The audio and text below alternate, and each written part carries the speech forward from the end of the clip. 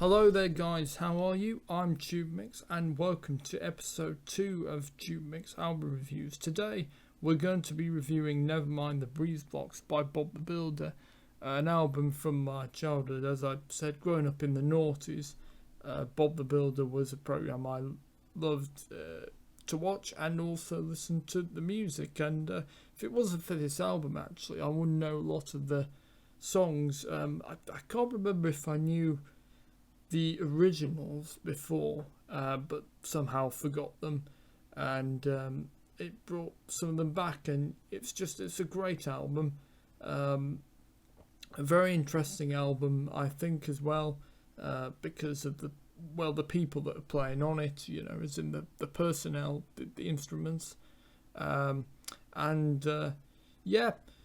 it's quite a jump obviously, because if you remember last time we were reviewing Michael Bublé's 2011 album Christmas, but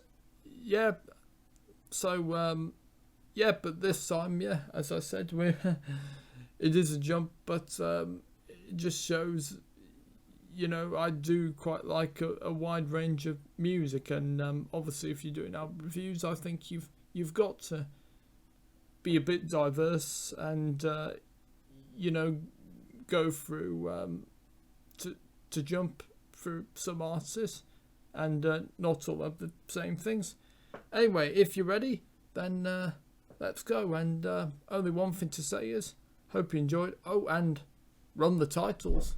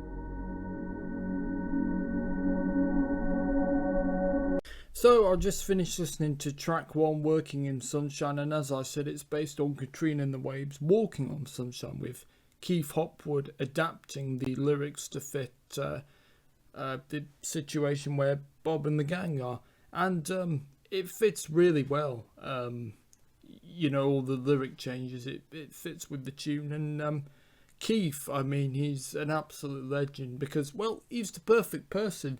He was in the band Herman's Hermits in the 60s, so obviously very experienced with pop music, but also had already been experienced in children's music, because for Cosgrove Hall, along with Malcolm Rowe, he wrote the music to Wind in the Willows and stuff like that. So really, if you're going to do a pop album of children's music, if you get what I mean, then Keith is absolutely the perfect person, which is I think good, because he'd have an understanding of obviously what makes a good pop tune, but also something that would appeal to children as well, and just great to hear it again. Generally, in terms of the instrumental arrangement, pretty spot on actually. They changed the key. I presume Neil Morrissey can't sing it in the same key as Katrina Rue from Katrina and the Waves, so they changed the key, which I think, I was talking about this in my Michael Bublé review, but changing the key of a song, I think, can sort of make a song much brighter and cheery. I don't know what it is, but it's if you change the key sometimes, it just, for me, it makes it better. And I was looking on the credits, because that's the joy of some of YouTube's music, when they upload music from albums, you get personnel, and I saw the name Snake Davis. Now, if you don't know who, great name by the name, if you don't know who Snake Davis is, he's the guy who performed the saxophone solo on Take That's hit A Million Love Songs, and he's on the horns, so not on the sax on that track, but I mean, that's quite a coup to get. You know, you've got Snake Davis, who's performed with Take That, and you've got Keith Hopwood, who, as I said, performed with Herman's Hermits, and yeah, so generally they've got a really good personnel. I felt this album was made with a lot of respect, generally, and they got certainly the right people on board. Some really great people on here, and yeah, is it my favourite track, Working in Sunshine? I think at the time I loved it, and I still love it. And is it my favourite track off the album? Well, yeah, that's tough one. It's great. It's really, really good, really fantastic.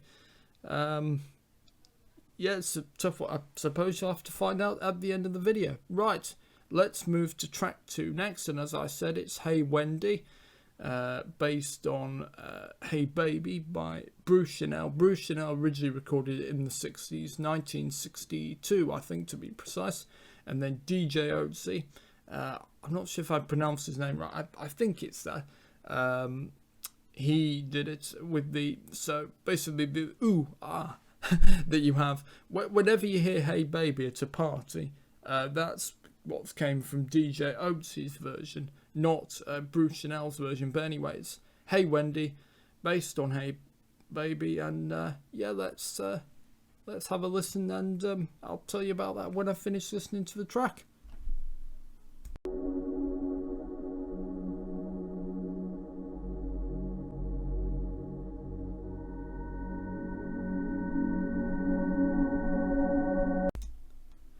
So I've just finished listening to track 2, Hey Wendy, and as I said, yeah, it's based on DJ Otzi's version of Hey Baby, not Bruce Chanel's original version. So it's got all the sort of the dance track backing, if you get what I mean, and it's pretty spot on. There's different key compared to DJ Otzi's version, but you know, even the guitar, pretty much it's a spot on in terms of instrumental arrangement. And again, the lyrics are changed to, because they're about Wendy, and to, you know, make them suitable. Though I don't think Hey Baby's lyrics are that bad, really. But nevertheless, yeah, it's a great track. One minor criticism, and they would have absolutely got it spot on had they, because if you remember at the end of DJ Otzi's version, they stop all the instruments and they just have the clapping, don't they? And they have him, you know, continuing to sing and the clapping, and then song finishes. And yeah, they don't have that. They just have a complete fade of everything. And but that's only one minor criticism. Other than that, it's absolutely spot on. I mean, the sound of the guitar is, you know, it's the same. And well, you might say, well, yeah, but any guitar. But, you know, I suppose it depends on the equipment you have. I mean, yes, you might think it wouldn't be hard to replicate, but I suppose it depends, you know, like I said, what equipment you've got to have, and you know, what type of guitar you're using as well. So yeah, but they're absolutely spot on, and yeah, a really great track. Right, let's move to track 3 next.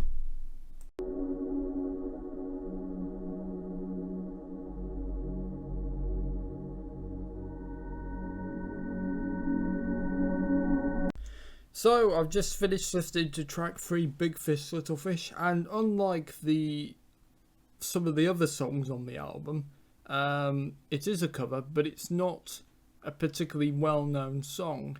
Well, it's sort of become well-known because of Bob the Builder, I guess, now, but it never hit the charts, really. It was a song that was doing well at the clubs, like the holiday camps and stuff, and Rick and Nick, they were called, who originally did it. and someone spotted it and thought it would be a great song for Bob the Builder because they were doing an album.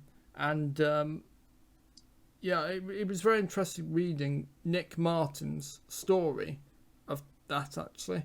And yeah, and that's how they went to record it. And yeah, there's a lovely photo of Nick Martin with Bob the Builder and the set, basically, for the music video, which I think was nice that they invited him. And it's a great track. It's very, you can imagine Black Lace doing it, because it's the one with actions, so you think Agadoo sort of steps 5, 6, 7, 8. So it's a party song in that tradition, really. So if you're at a festival or a party on the decks doing it, then it's the perfect song to play, really. It's fun. It's really fun. I remember actually, I think seeing it on the CBBS website when it came out. At school, at free time, when we were given free time on the computers, if we'd done all our work and we were occasionally given free time. And I remember seeing it on the CBBS website and being very interested what it was. And I just loved it. And it was also on the CBBS karaoke, I think, on the red button, so with on-screen lyrics. And they played it. And yeah, and from that, got the album and listened to it quite a lot. And yeah, it's a track that brings lots of lovely memories, and it's just a really fun song.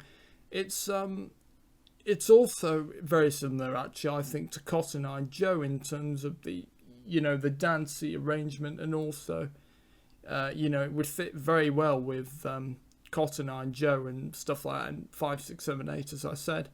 And it's a really great track. It's, I don't like dance music, but this is a one, that doesn't have thumping bass on it. It has some nice violins on it as well, or is it violin or cello? One of the two, I think. But it's just a really great dance song, and it's just fantastic, and fun. Right, let's move to track 4 now.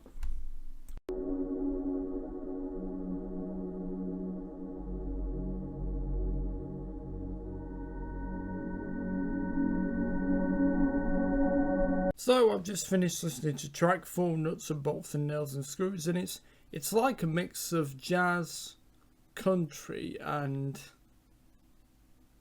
well, pop, I suppose. Yeah, it's a strange track. It's got clarinet, which reminds me of the jazz, but it also, well, I think it reminds me particularly of, if you know who the Scaffold are, they had hits in the 60s with Thank You Very Much and Lily the Pink, the novelty song, and John Gorman from that band went on to take part in the children's television show Tiswas.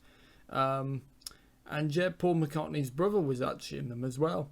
And it definitely reminded me, that tune, of Thank You Very Much by the Scaffold, which was also used, the tune of that, in for Cadbury's Roses. They changed the lyrics to Thank You Very Much for Cadbury's Roses, because originally the lyrics are Thank You Very Much for the, whatever, thank you very much, thank you very, very much, basically. Yeah, this track, listening back to it did remind me of Thank You Very Much, in terms of the way it was. It's an original song, it's not a cover. It's great. I found myself singing along with it. It's very catchy. I could have done without the clarinet. I'm not a big fan of clarinet, really, but apart from that, it's a great track.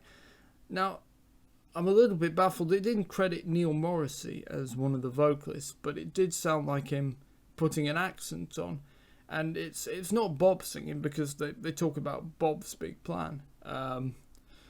So yeah, I don't know whether it's meant to be the characters that some other residents of Sunflower Valley singing, so that's a little bit confusing. Nevertheless, it's still a fantastic track, really catchy, and I like it. Right, let's move to track 5 next.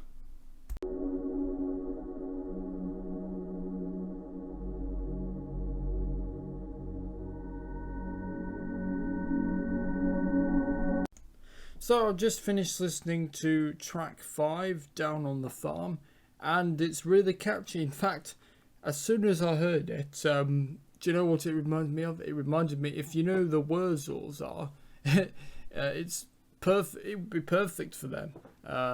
Not just because, you know, the farm and Neil Morrissey, you know, putting on the accent that the Wurzels have, but just the whole style, you know, the banjo, you know, it'd be perfect for the Wurzels. The other thing it reminds me of, I think, I don't know, something Bugsy Malone in terms of the style of it. I think the banjo, you know, You Give a Little Love, and Bad Guys, which are basically the same song. Paul Williams. Yeah, so it reminded me half Bugsy Malone and half the Wurzels, which is probably two of the oddest combinations you could ever imagine. But it's a great song, really, really catchy. Definitely not a dull one. And yeah, a really fantastic song. I don't think it was my favorite, and I don't think it is my favorite, but it's definitely a good one, I think. Right, and I think we're ready to move to track 6.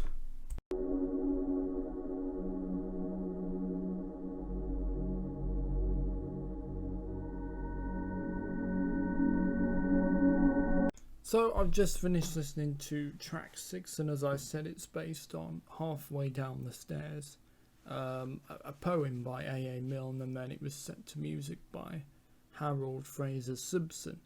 And the Muppets, Jerry Nelson as Robin the Frog, took it into the charts. And for Bob the Builder, they changed it to Halfway Down the Hill. It's sung by a machine called Packer, voiced by Rob Rackshaw. Now, here's the bizarre thing. I was very confused because who's this Packer? I mean, I don't think, well, he clearly hadn't made an impression on me because I'd completely forgotten him. And it wasn't until I was watching Bob the Builder sometime after the album that I knew who Packer was.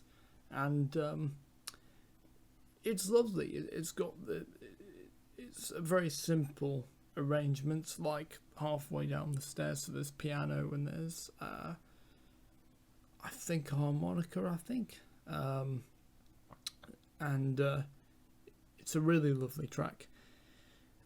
I think even though I first heard this before Halfway Down the Stairs, I have to say I think Halfway Down the Stairs is better, because the problem is Halfway Down the Stairs is a stair where I sit. There isn't any other stair quite like it. You see, it rhymes with sit, as you see, but because they changed it to Halfway Down the Hill, stop for a bit, well, bit like it, I suppose. I don't know, it's not really the same, really. Halfway Down the Stairs, you know, I just think it sounds better than Halfway Down the Hill. But I agree with Bob, you know, he says it's lovely, and I think it's lovely. It's a really great track, and I think both Halfway Down the Stairs and Halfway Down the Hill do give you goosebumps, just because the piano, and it's such a simple arrangement and very simple song, but just absolutely fantastic. I think it's kind of fitting that they chose, an A.A. Milne poem, because obviously Bob the Builder and A.A. Milne, you know, associated with children. The fact that the tune is Halfway Down the Stairs also reached the charts. It was timed back to covers of classic songs. So I actually think it was a really smart choice, all in all. And I used to like getting the paper out of the CD and reading who was, because I've always been interested in who, you know, the personnel are, and for some reason, and I think I saw the Walt Disney Records or Muppet Music or something, and that's how I discovered it. Well, because I was confused, I thought, well, why would Bob the Builder be doing a Muppet song? And I think, oh no, actually no, I think it said in the paper based on Halfway Down the Stairs, and from then on, I'm not sure if we've still got the book. Actually, it's the Guinness Book of Hit Records, I think, and I had a look in there and found Halfway Down the Stairs that it had charted in 1977. Because the Muppet Show was really big during the 70s, particularly over here, and I'm sure around the world. But yeah, and from there, that helped me to discover Halfway Down the Stairs. And yeah, like I said, it's a lovely track. Is it? I've got to admit, the voice that Rob Rackshaw puts on for Packer, it's not the most inspiring voice in the world. Packer sounds kind of depressed. He does, you know. I can't wait to get down that hill, which is probably, I mean, because I think when Robin the Frog sings it on the Muppet Show, I think he's a little bit down. I think, and he sits on the step and sings the song. So maybe that's what it's meant to be. I know it's been ages since I've heard Halfway Down the Stairs, and well, this track until I listened to it just now. Right, anyway, that's track 6. Let's move on to track 7.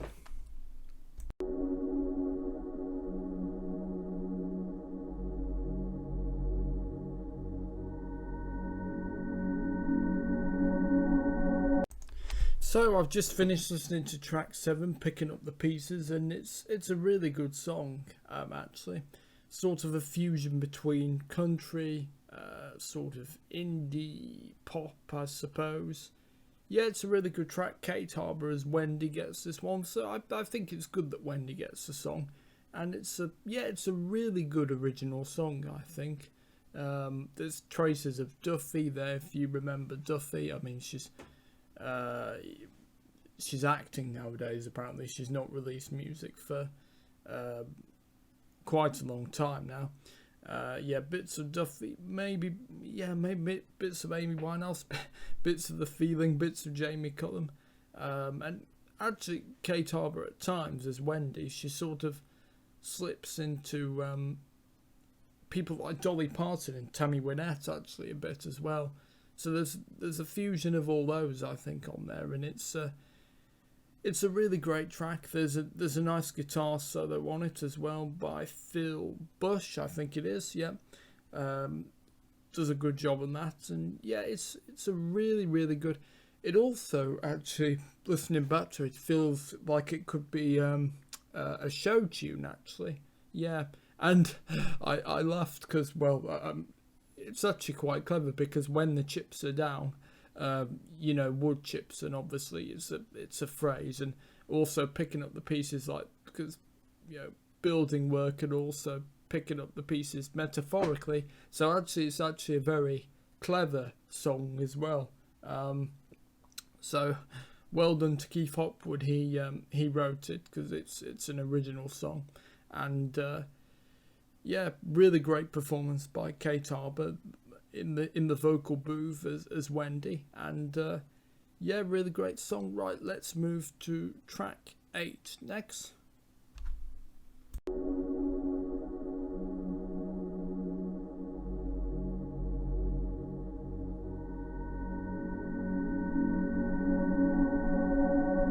So track 8 is Bend It Shape It, as I said, based on Bend Me Shape Me by, well, Amen Corner were the group who had the hits over here. I think the American Breed, the American Breed's version did chart over here, but not as high as Amen Corner.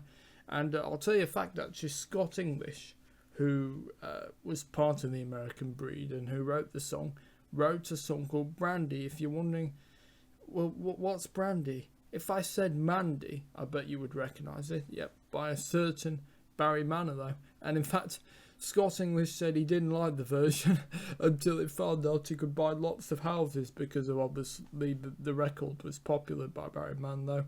And by the time the royalties coming in, he'd had enough to buy several houses. So it's all right for some. But anyway, back to this track. I mean, I love it. It's fantastic. And the American Breed's version of Bend Me, Shape Me is a 60s fixture for me as well, because I love 60s music, and I play that one a lot.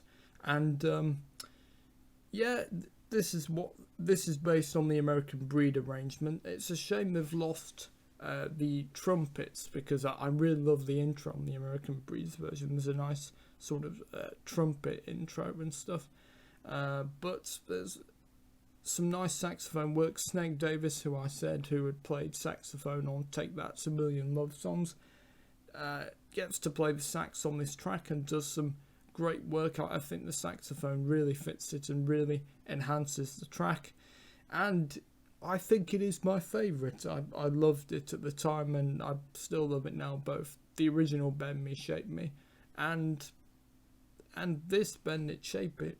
Really great track. Right, let's move on to track 9.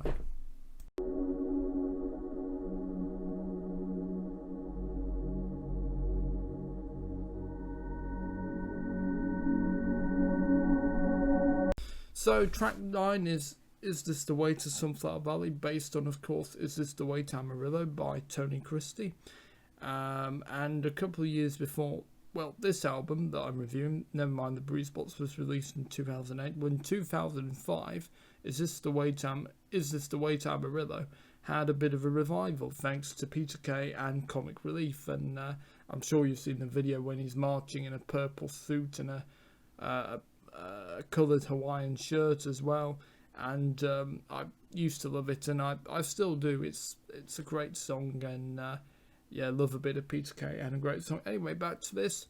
So, same key as Tony Christie. It's a shame that they've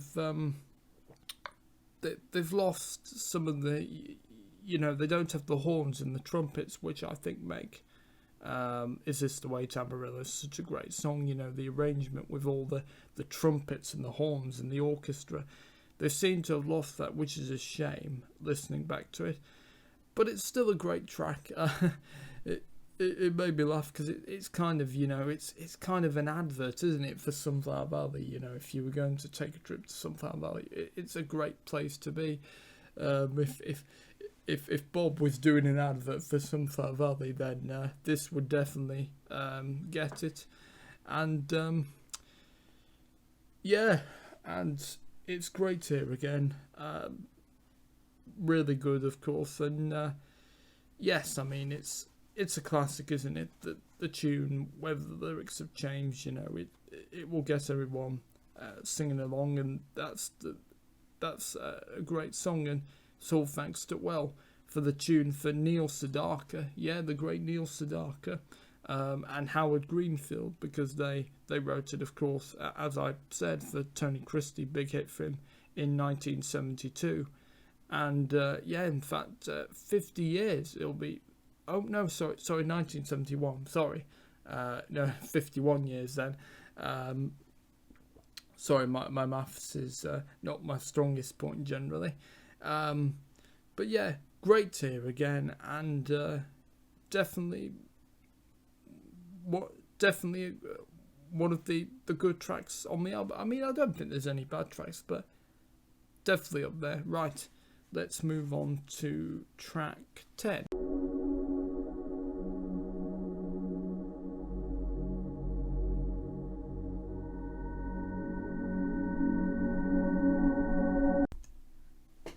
So I've just finished listening to track 10, Digging It Up, and what do I think? Well, it's made me for indie. So bits of The Feeling, Oasis, I think about it. Yeah, it's a good track. I don't think it's the best track on the album, because there's lots of other tracks that would easily sweep the floor with it. But it is still a catchy tune, and Rob Rackshall sings as both Scoop and Muck, about digging it up basically. They like digging, so it's a simple song. Yeah, it's not my favourite, but it's still a good song. Right, let's move on to track 11.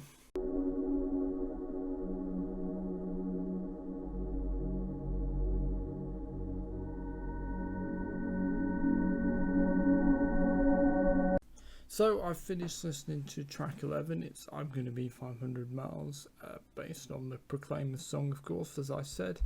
And it's pretty spot on in terms of arrangement. The only difference is there's a key change, and it even has the sort of call and response that in the comic relief version, because of course the Proclaimers redid it for comic relief in 2007, the year before actually. So that had a revival, and that was the perfect time to put that on as well.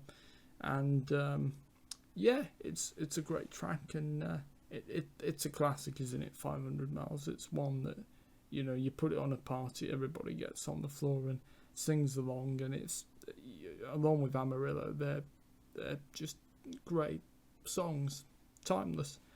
Right, let's move on to track 12 next.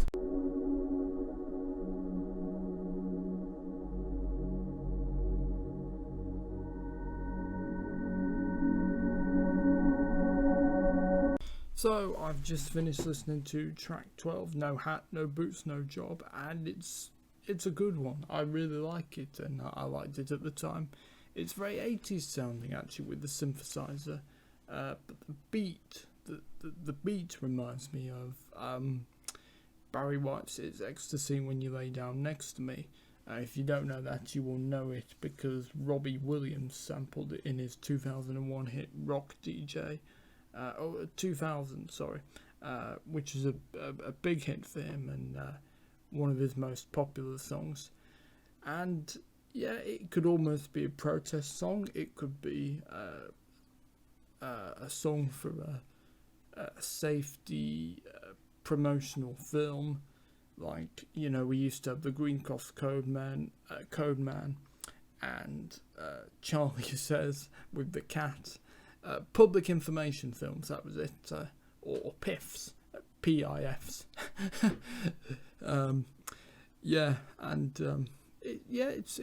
It's a really good song. I do like it, very catchy, and you could almost imagine, because they shout "No hat, no boots, no job," you could imagine like Ghostbusters. They got various big celebrities like Chevy Chase and the late John Candy and Carly Simon to just shout Ghostbusters, where you could imagine if they did a video, you could get celebrities to cameo to shout "No hat, no boots, no job," or wearing t-shirts with "No hat, no boots, no job." That's what I'm picturing.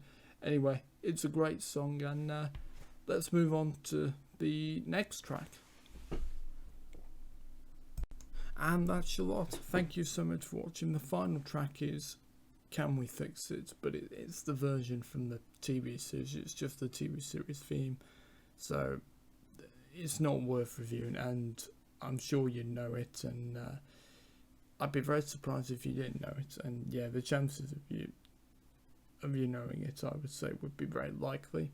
So I'm going to leave that there, but if you liked what you've seen and enjoyed this video, feel free to like, share, comment and subscribe to the TubeMix YouTube channel, and I'll be back next time we're jumping from Bob the Builder to the late Minnie Ripperton.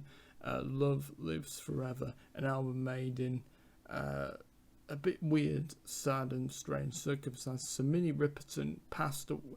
She recorded the vocals for these songs before she died, and then they had to complete them basically.